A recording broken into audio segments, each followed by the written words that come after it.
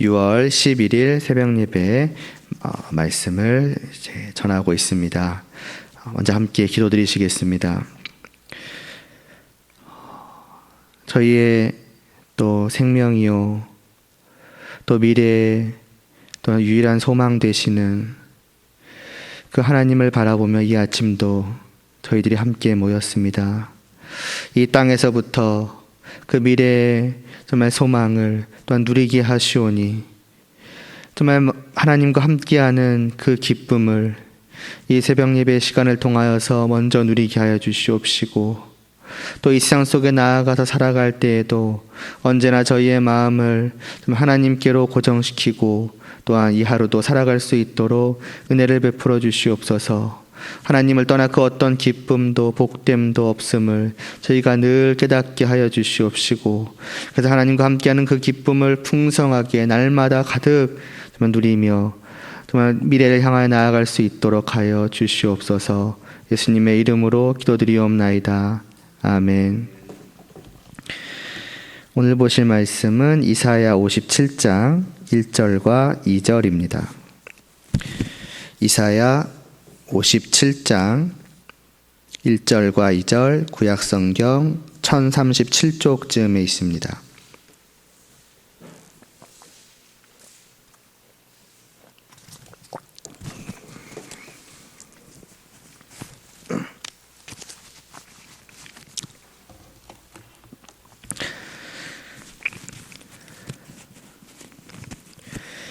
이사야서 57장 1절과 2절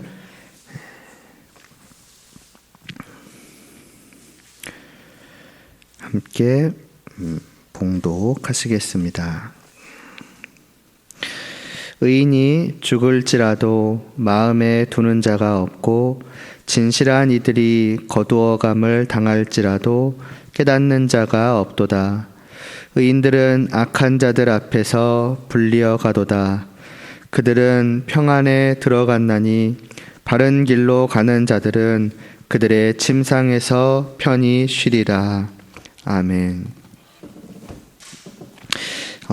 지금까지 저희들은 성령님으로 말미암아서 이제 주님 안으로 부름을 받은 성도들이 이제 이 땅을 살아가는 동안에 이제 어떠한 유익들을 누리게 되는가, 또 누리고 있는가에 대해서 보아왔습니다.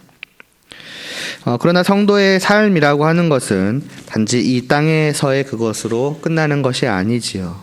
이제 오늘은 이 땅에서의 삶의 끝에 성도를 기다리고 있는 죽음과 또 부활에 대해서 이제 보고자 합니다. 세상 사람들이 이 땅에서 온 힘을 다하여서 필사적으로 살아가는 이유는 이 땅에서의 삶이 그들의 어떤 전부라고 생각을 하기 때문일 것입니다. 그 뒤는 없는 것이지요. 다르게 말하자면 이 땅에만 그들의 행복이 있는 것이며 그들이 행복이라 생각하는 이 땅에서의 그 무언가를 얻지 못하면은 그 자신의 인생은 아무런 의미가 없어지는 것이다. 조금 심하게 말하면 내 인생은 실패한 것이다. 이제 그렇게 여기기 때문에 정말 필사적으로 살아갈 것입니다.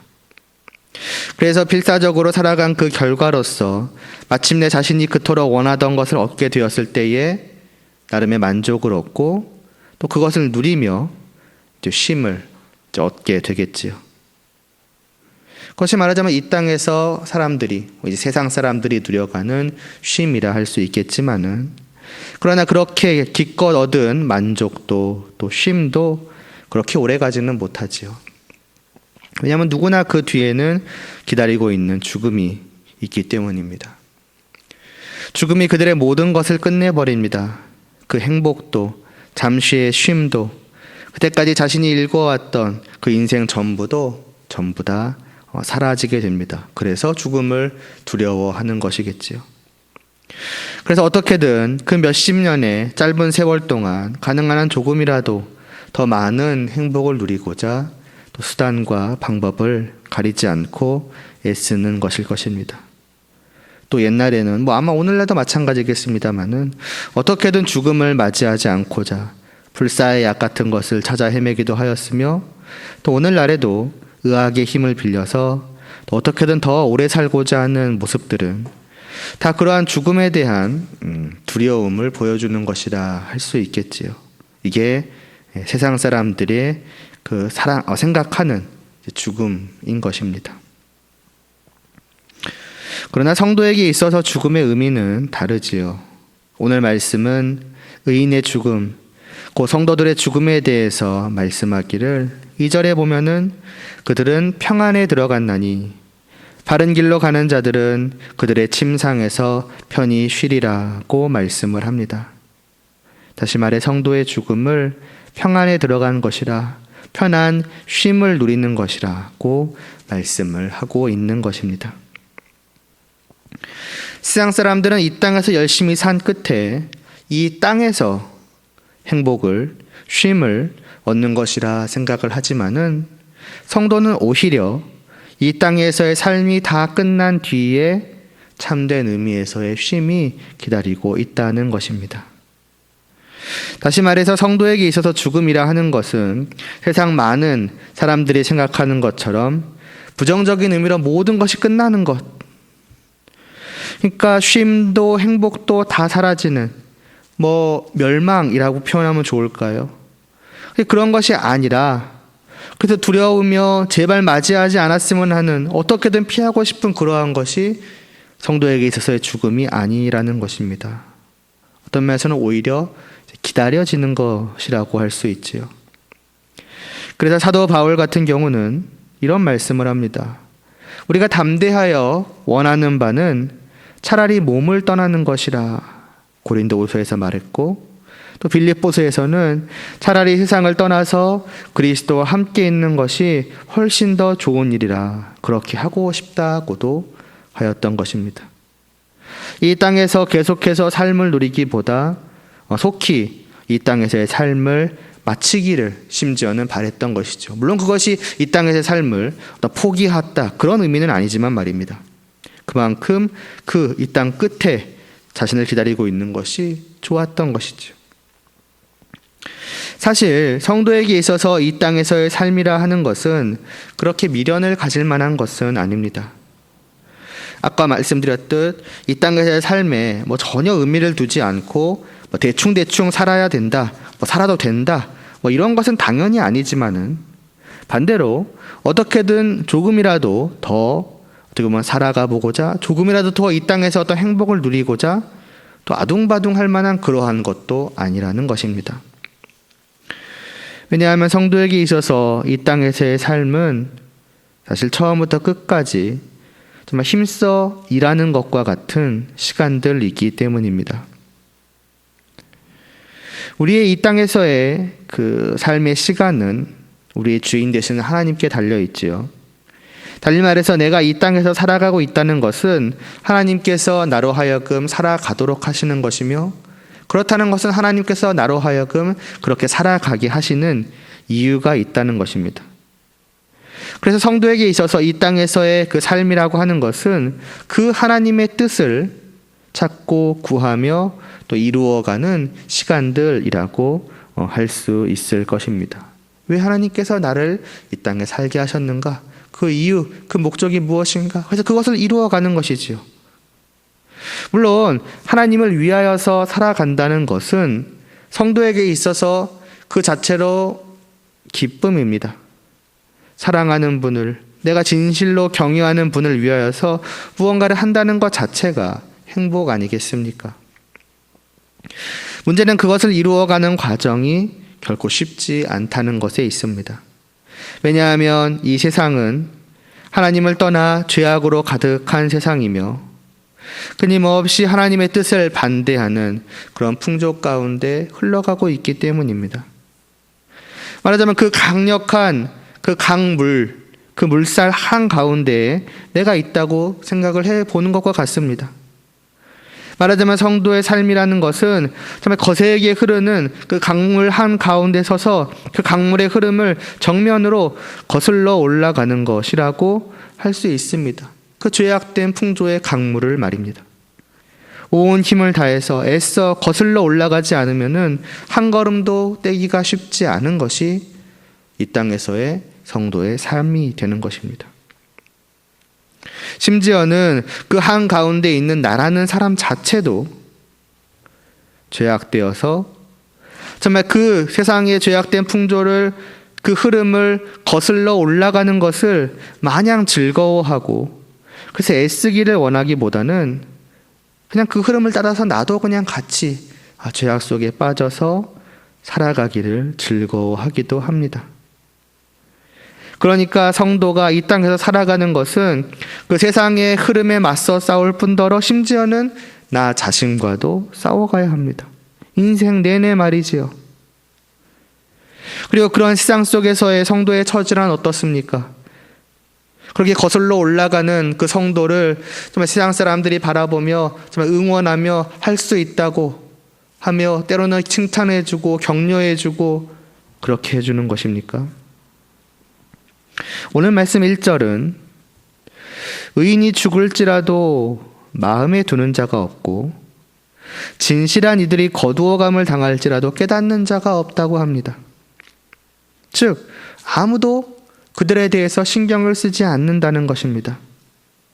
단순히 그 성도의 삶에 대해서 무시하는, 그러니까 아예 신경을 안 쓴다는 의미로 무시하는 것도 있겠지만은 더 나아가 적극적으로 방해하기까지 한다는 의미도 내포되어 있습니다.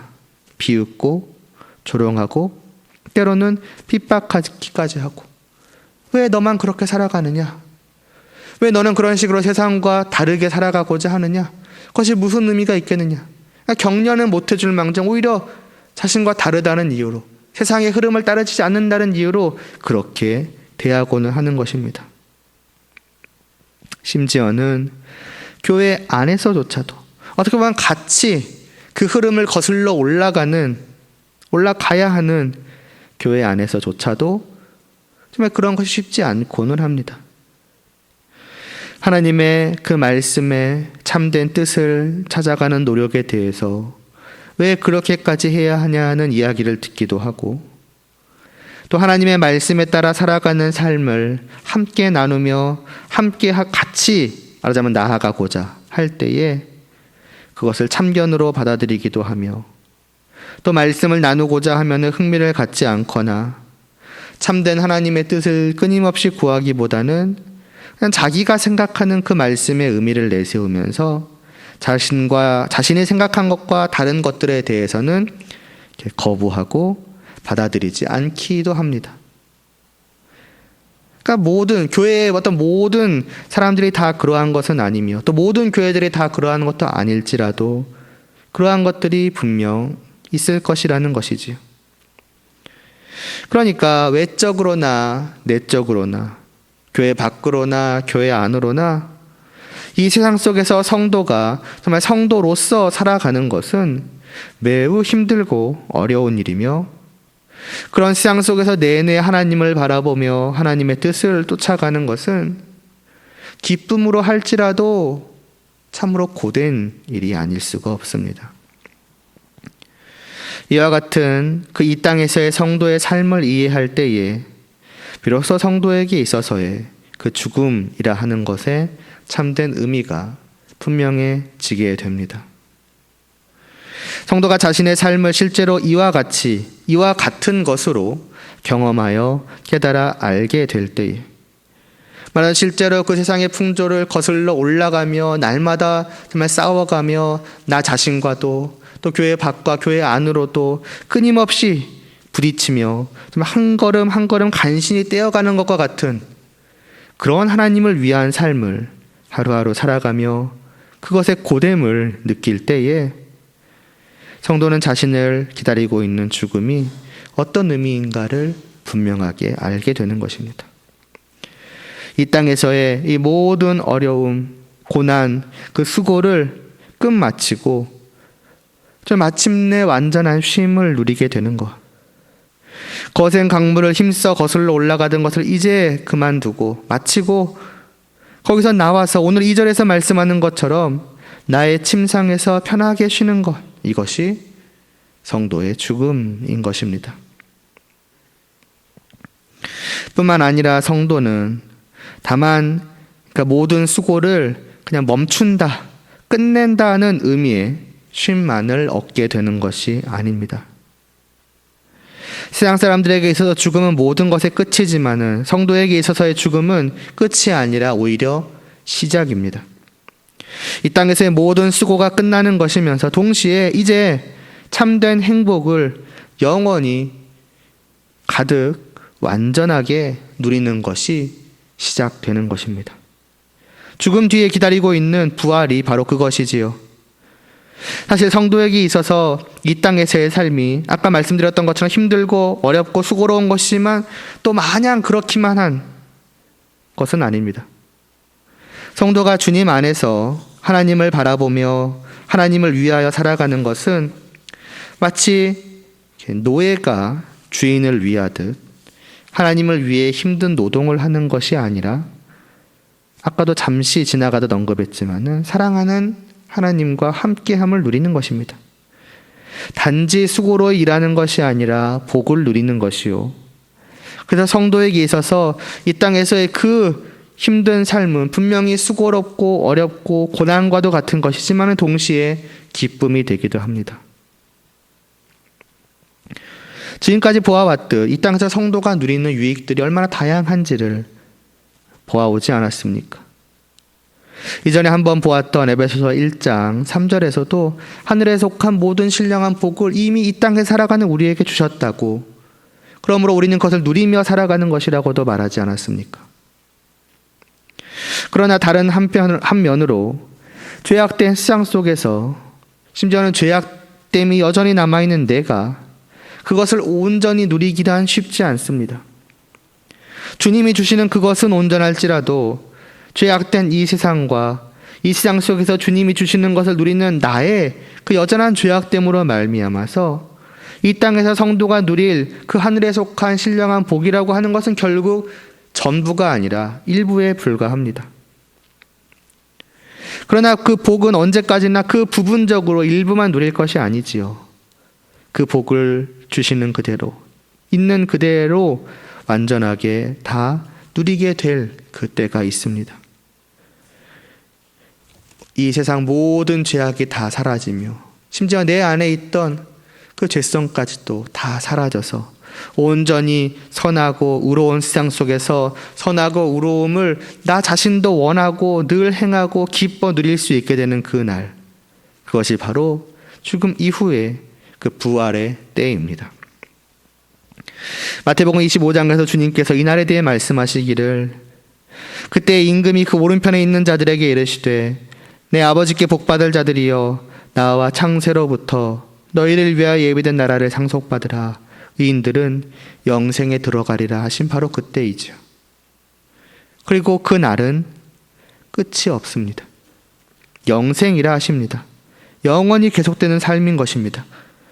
이 땅에서 맛보았던 그 복을 완전하게 누리되 심지어는 끝없이 영원히 계속해서 누리게 되는 것입니다. 그것이 성도의 부활입니다. 그래서 죽음은 끝이 아니라 오히려 시작이라 말씀을 드린 것입니다.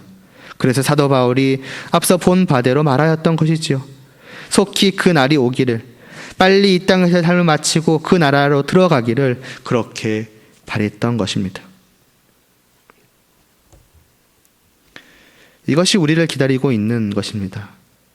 그러므로 우리는 단지 이 땅에 마치 모든 소망이, 모든 행복이 있는 것 마냥 고개를 아래로 내려서 이 땅에 고정시키고 살아가는 것이 아니라 고개를 들어 하늘을, 그 하나님의 나라를 바라보는 자세로 살아가야 합니다.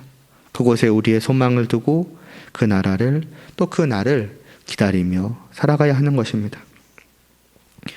지난 시간, 또 지지난 시간 보았던 그 에베소서 1장 13, 14절 말씀도 이러한 오늘의 말씀과 연결되어 있는 것 아니겠습니까? 우리 안에 성령님이 계시며 그분이 우리의 그 지금까지 말씀드렸던 그 복된 미래에 대한 확인 도장이요 보증이 되어 주십니다. 우리를 기다리고 있다고 말하는 그 복된 의미로의 죽음과 부활은 불확실하게 있을지 없을지 모르는 식으로 우리를 기다리고 있는 것이 아닙니다. 흔들림 없이 확실하게 분명하게 우리를 기다리고 있습니다.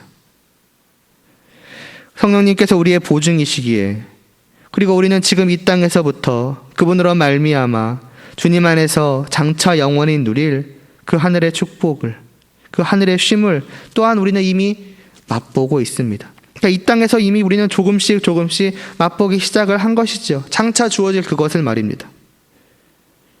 비록 완전하게는 아닐지라도 그것은 성도에게 있어서 분명하게 누리는 것입니다.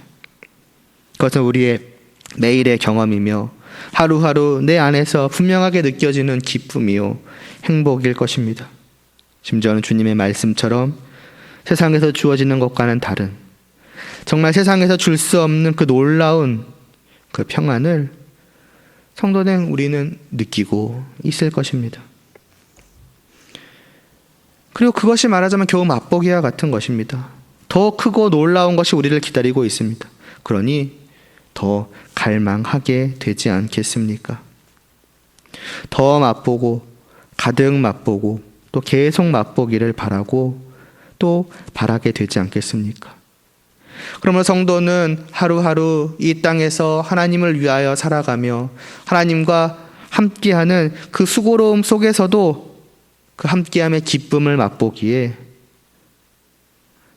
더욱더 맛보기를 늘 원하며, 그래서 자연히 우리의 고개를 위로 들며 우리의 시선을 저 앞으로 나를 기다리고 있는 그 미래로 향하게 될 것입니다.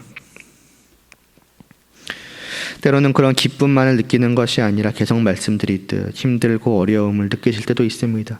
때로는 그 힘들고 어려움이 나의 기쁨을 삼킬 지경이 될지도 모릅니다. 아니, 그런 것이 오히려 가득할 수도 있을지 모릅니다. 왜냐하면 이 세상에서의 삶이라는 것은 그러한 것이니까요. 그러나 그러한 때라도 오히려, 아니 그러한 사실이 오히려 우리로 하여금 미래를 바라보도록 하여 주는 것이 아닐까 싶습니다. 비록 지금은 이 땅에서 힘들지라도 주님께서 약속하신 그 날이 있으니 그 날을 바라보게 되는 것이지요. 로마서 8장 18절은 우리에게 이렇게 말씀을 합니다. 생각하건대 현재의 고난은 장차 우리에게 나타날 영광과 비교할 수 없도다. 이것이 하나님께서 우리에게 주시는 약속이며 우리를 바로 기다리고 있는 것입니다. 오늘 하루도 이러한 정말 마지막 날에 나타날 그 영광을 정말 바라보는 자로서 또 이 땅에서 그 영광을 미리 맛보도록 하셨으니 오늘도 우리가 우리의 시선을 위로 들어 하늘을 바라보고 또 살아가실 수 있게 되기를 바랍니다. 기도드리시겠습니다. 하나님 아버지, 참으로 이 땅에서 우리가 하나님의 자녀로 살아가는 것이 얼마나 힘들고 어렵고 또 고된지요.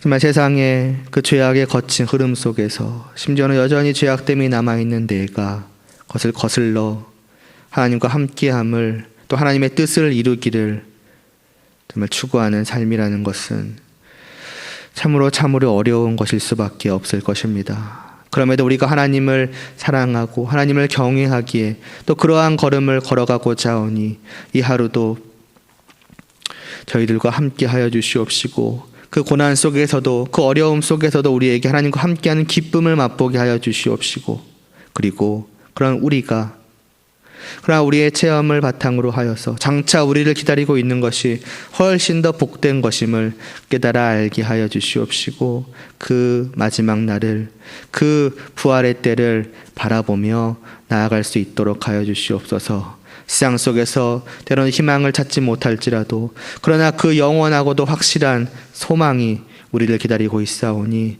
그 사실이 우리 속에 늘 가득하게 하여 주시옵시고, 그래서 우리가 단 한순간도 절망하지 않고 슬퍼하지 않고 좌절하지 않고 기뻐하며 정말 희망을 가지고 살아갈 수 있도록 하여 주시옵소서. 예수님의 이름으로 기도드리옵나이다. 아멘.